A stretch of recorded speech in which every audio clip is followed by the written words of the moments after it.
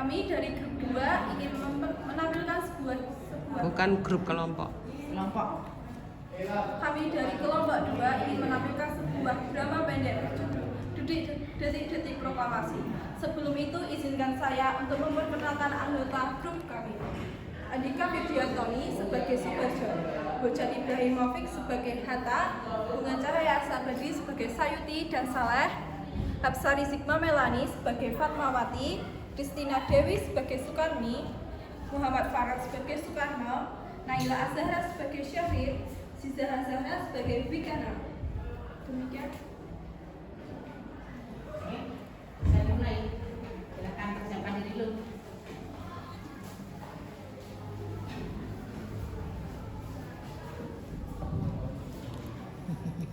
Ciku.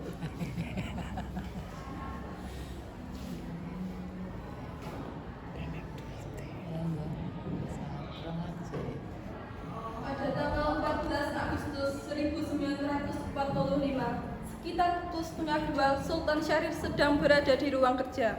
Dia sedang menulis sesuatu dan mendengarkan radio. Let us pray to peace.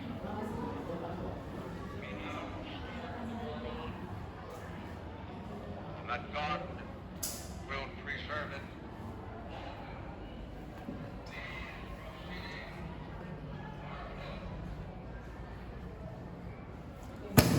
Apa benar yang aku dengar barusan? Aku harus memberitahu golongan muda. Setelah mendengar berita kekalahan Jepang, Sultan Syahrir memberitahukan kepada para pemuda dan melakukan rapat. Saudara-saudara, saya baru saja mendengar kabar gembira untuk Indonesia. Jepang telah menyerah pada sekutu. Oleh karena itu, terjadi kekosongan di Indonesia. Lalu, apa yang akan kita lakukan untuk mengisi kekosongan ini? Bagaimana jika kita mengajukan kepada Bung Karno dan Bung Hatta agar segera memproklamasikan kemerdekaan? Ya, setuju. Sultan Syarif dan golongan muda menemui Soekarno di rumahnya untuk memberitahukan tentang kekalahan Jepang. Syarif mendesak untuk melakukan proklamasi, tetapi Bung Karno menolak. Assalamualaikum Bu. Waalaikumsalam. Mari silakan masuk.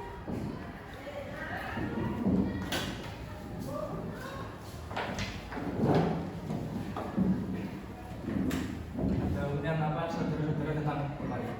Begini Bu, saya baru saja mendengar bahwa Jepang telah menyerah pada sekutu. Oleh karena itu, kami, para golongan pemuda, setuju agar Bung Karno dan Bung Hatta segera menyusun naskah proklamasi kemerdekaan negara Indonesia. Tidak bisa begitu saja memproklamasikan kemerdekaan. Kita harus rapat dengan PPKI. Tetapi kita tidak bisa rapat dengan PPKI karena PPKI dibentuk oleh Jepang. Bukan begitu. Memang kita harus membicarakan hal tersebut dalam sidang PPKI. Tidak Bu, kita harus bangkit. Semakin cepat kita memproklamasikan kemerdekaan, semakin cepat juga mengakhiri penderitaan rakyat selama ini. Baiklah. PPKI dan dengan golongan tua. Karena masing-masing mempertahankan pendapatnya, keempat orang golongan muda tersebut meminta kepada Bung Karno. Mereka bertugas meninggalkan kediaman Bung Karno dengan wajah kesal. Kemudian Soekarno meminta para golongan tua untuk datang ke kediamannya dan membicarakan permasalahan tersebut.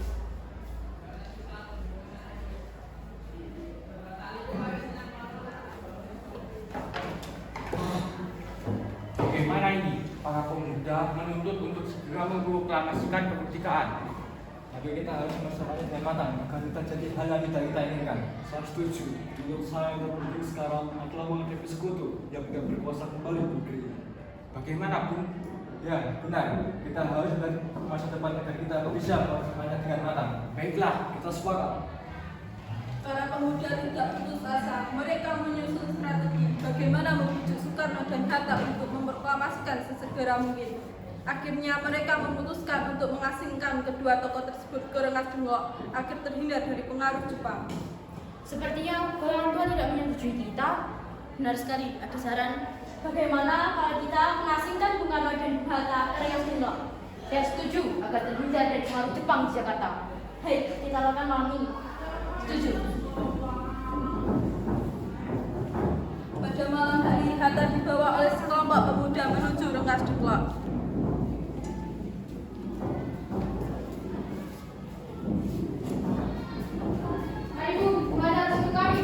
Mau dibawa kemana?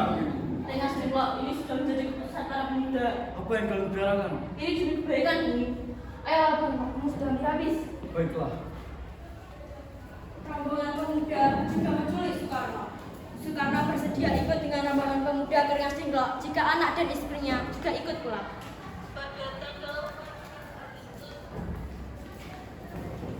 Bung Karno. Ya, ada apa? Anda harus ikut kami ke Rengas Dengklok. Untuk apa? Ini sudah menjadi kesepakatan para pemuda, Bung. Lalu bagaimana dengan istriku dan anakku?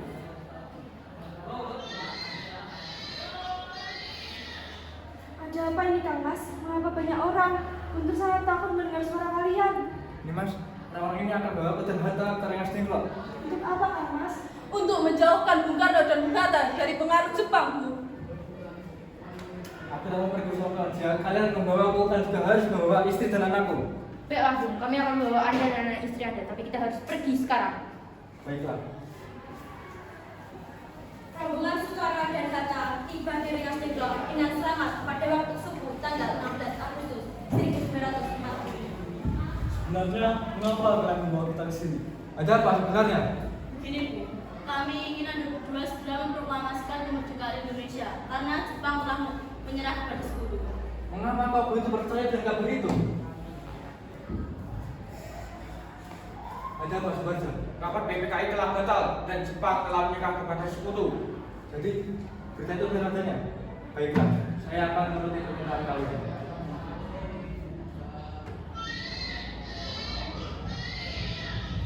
Bolehkah kami pulang? Lihatlah, untuk dari tadi nangis terus. Benar, bolehkah saya membawa Bung Karno dan Bung Hatta, Wikana? Tidak, aku izinkan. Saya akan menjaga mereka dengan taruhan nyawa saya. Baiklah, kalau begitu. Terima kasih.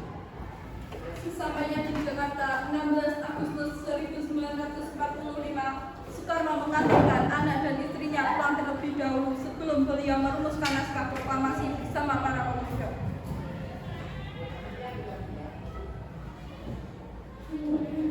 Kita sudah sampai di Jakarta, Bung. Mari kita ke rumah Laksamana Maida untuk membahas proklamasi. Baiklah. Setelah perundingan di Rengas Dengklok, semua anggota golongan 2 maupun sudah kembali ke Jakarta untuk membahas lanjut rencana proklamasi kemerdekaan tanggal 17 Agustus 1945. Bagaimana bunyi naskah proklamasi kita? Kami bangsa Indonesia dengan ini menyatakan kemerdekaan Indonesia. Baiklah, saya tulis. Lanjutnya pun, segala hal yang mengenai pemindahan kekuasaan dan lain-lain harus dilakukan dengan selesai dan dengan tempo yang sesiap-siapnya. Jakarta, tanggal 17 bulan 8 tahun 45 atas nama bangsa Indonesia. Ya, sudah selesai. Apakah Anda semua setuju? Setuju. Jadi, tolong ketikkan naskah ini. Baik, Bu. Setelah itu, kapan kita akan melakukan proklamasi? Bagaimana jika tanggal 17 Agustus? Saya akan meminta Fatwa Mati untuk menjadikan bendera merah putih. Jumat pagi pukul 10, semua orang telah berkumpul di halaman depan rumah Soekarno di Jalan Pegangsaan Timur nomor 56, Jakarta untuk mendengarkan pelaksanaan proklamasi. Bung Karno, Bung Hatta keluar ke serambi depan rumah diikuti Ibu Fatmawati. Bung Karno mendekati mikrofon sebelum membacakan proklamasi dan mengucapkan pidato pendahuluan.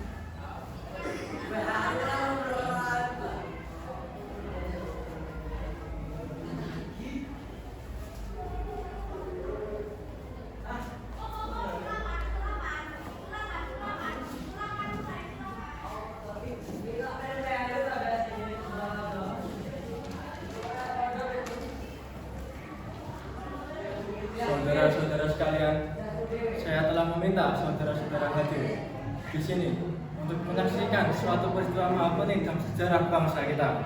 Berpuluh-puluh tahun kita bangsa Indonesia berjuang untuk kemerdekaan tanah air kita.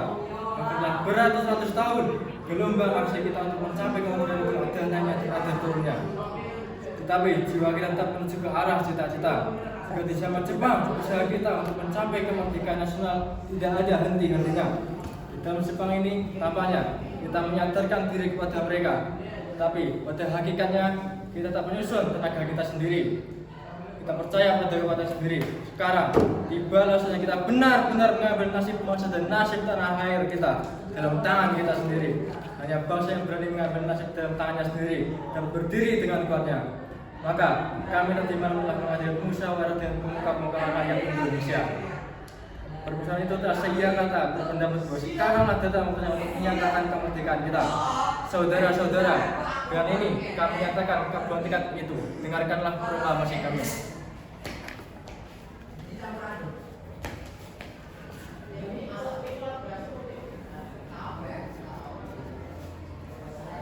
Proklamasi kami, bangsa Indonesia, dengan ini menyatakan kemerdekaan Indonesia. Hal-hal yang mengenai pemindahan kekuasaan dan lain-lain diselenggarakan dengan cara bersama dan dalam tempo yang sesingkat-singkatnya. Jakarta, hari 17 bulan 8 tahun 45. Atas nama bangsa Indonesia, Soekarno-Hatta.